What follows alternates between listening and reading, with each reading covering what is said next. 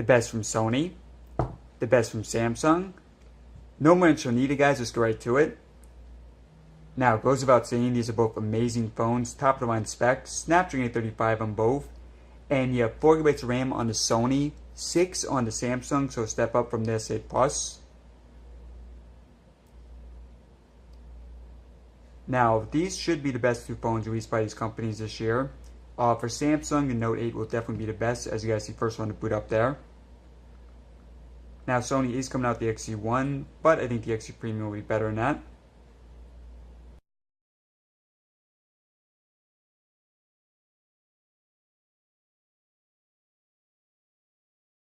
And you guys see all the apps close down on both. So let's get right to it. First up, we got BBC News. That was extremely close. I think slight advantage there for the Sony. Amazon. Sony there. YouTube.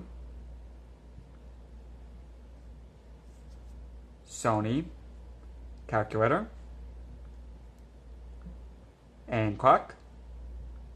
Now, both these phones actually have a lot in common, and I will discuss it throughout the video. And I do have to say, the multitasking on the S8 Plus is a huge improvement. I think that was Sony. iFunny. So the Note 8 definitely faster than the S8 Plus, but this one going to Sony as well. Sony's still extremely good at loading up apps, photos. That looked like a tie. Okay, getting into more intense stuff, we got Mortal Kombat 5.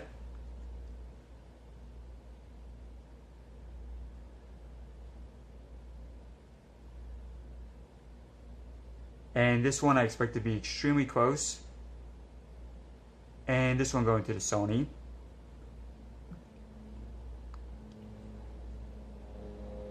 Settings next.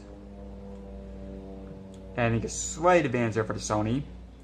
Temperanto.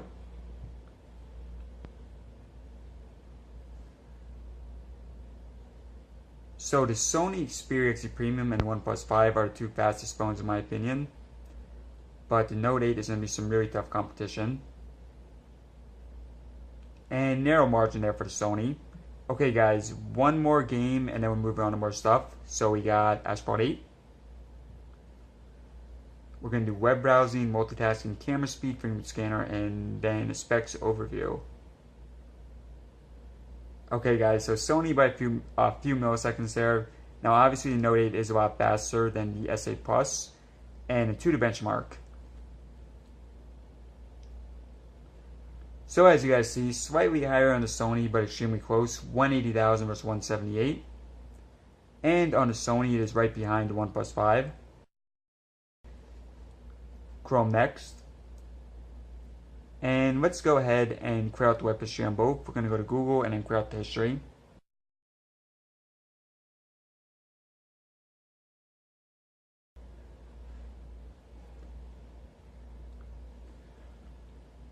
Alright, so web history cleared.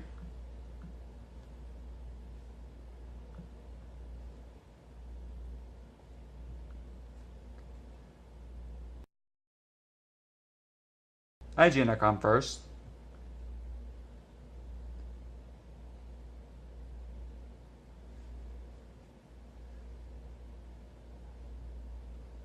Okay, it's just waiting for this to load right here.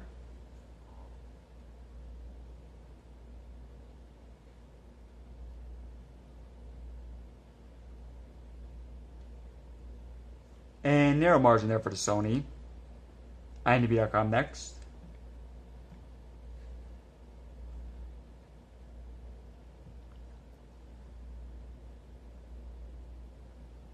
Okay, I think that was a narrow margin there for the Samsung.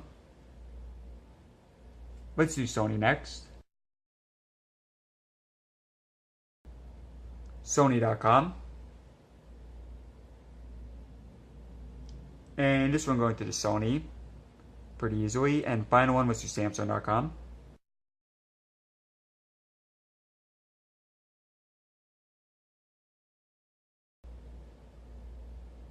Samsung.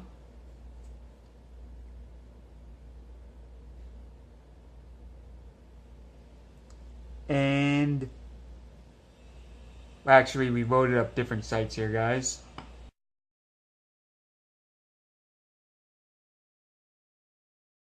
Okay, guys, so since we loaded up different sites there, let's do one final one, let's do Nintendo.com.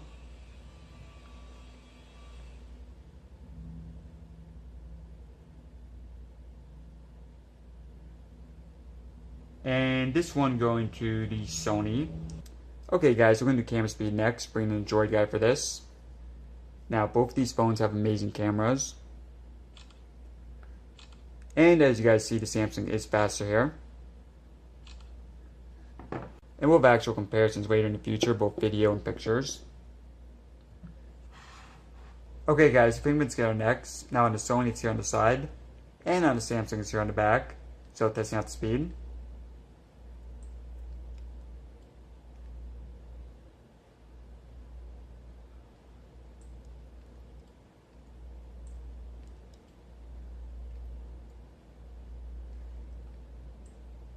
Now it is just a little bit awkward trying to do this on the Samsung at the same time. So just bear with me for a second here, guys. But it looks like overall the Sony is definitely faster.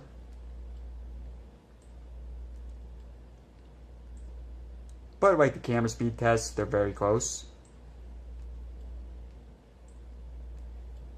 Alright, now I'm getting rhythm there.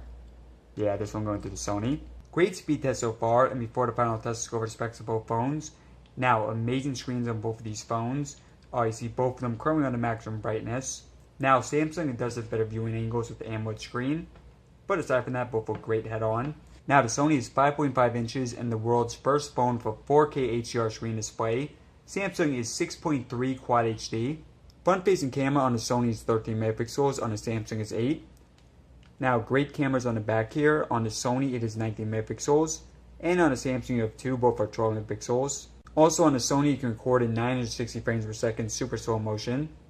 64 gigabytes internal storage and micro SD card support on both. Now, 3230 capacity battery on the Sony, 3300 on the Galaxy Note 8. Both phones Snapdragon 835, 4 gigabytes of RAM on the Sony, 6 on the Samsung. Both phones are waterproof, USB Type-C at the bottom. And fingerprint scanners, again, on the side for the Sony, on the back for the Samsung, and I do prefer the placement here on the Sony. Fortunately, both these phones do have headphone jacks, so on the top on the Sony, bottom on the Samsung. Also on the bottom here for the Samsung, you have the S Pen, so for writing on the screen. Beautiful designs on both these phones, mostly made of metal and glass. And obviously smaller bezels here on the Samsung versus the Sony, although on the Sony you do have two front-facing speakers here at the top and the bottom. And finally, at this point, the Sony is going for around $600 United States dollars, whereas the Samsung going for around $950, so over 50% more expensive.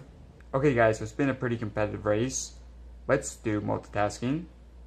And we're going to start with iFunny. Okay, so Samsung here is holding the memory, the Sony is not.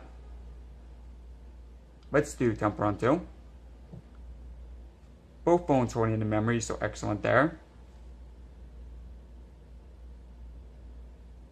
Asphalt 8. Again, both phones holding the memory, very good sign. Keep in mind on the Samsung you do have an additional 2 gigabytes of RAM, so this should be the main advantage there. Modern Combat 5. Okay, so the Samsung, better job here holding the memory, although it did not fully load up yet.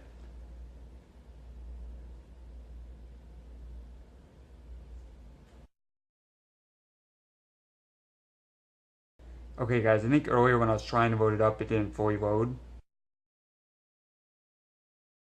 A few more to get my final thoughts. Camera. Chrome. Very close.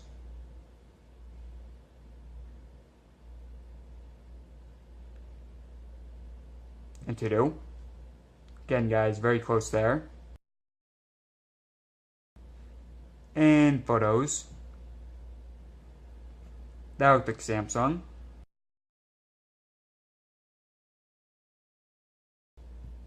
eBay. Okay guys, so again, Samsung holding it better there. YouTube. Advantage there for the Sony. And final one. settings. I think this was a very competitive race. Now, if you guys remember the Sony versus S8 Plus video, that one was much more lopsided towards the Sony. But with this test, Samsung did win the boot up time, camera speed, and the multitasking is definitely a lot better than it was on the S8 Plus, so won that one as well. However, guys, that said, Sony did win the games opening, apps opening, web browsing, and to-do, and the fingerprint scanner. So in terms of performance, not much of a difference here, although if I had to pick one, I would say Sony by a narrow edge because it did win more categories. So lots of comparisons between these two phones, camera tests, battery, speakers, and more. And of course, a lot more tests between both these phones and all the other major smartphones on the market. So let me know in the comment section below what video you want to see next. Please subscribe for more, and as always, thanks for watching.